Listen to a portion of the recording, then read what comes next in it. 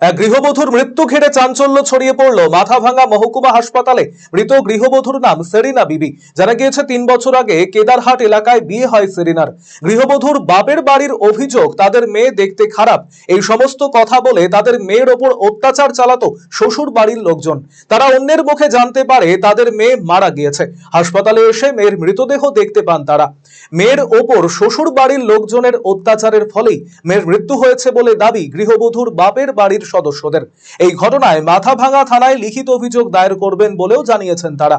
খবর পেয়ে ঘটনাস্থলে আসে মাথাভাঙ্গা থানার পুলিশ এসে ওই গৃহবধূর শ্বশুর বাড়ির লোকজনদের গ্রেপ্তার করে মাথাভাঙ্গা থানায় নিয়ে আসে।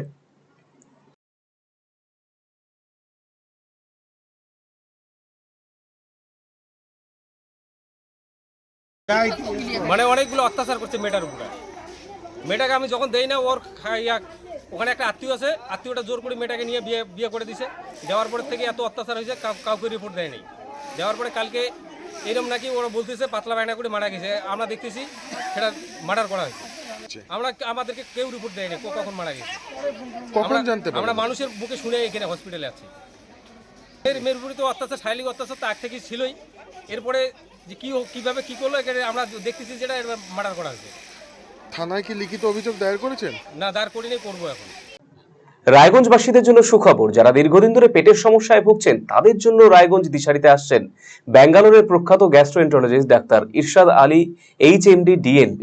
এখন থেকে প্রতি মাসে নির্দিষ্ট দিনে ডাক্তারবাবুকে দেখাতে আজই যোগাযোগ করুন দিশারি হেলথ কেয়ার, উকিলপাড়া, রায়গঞ্জ শাখায়।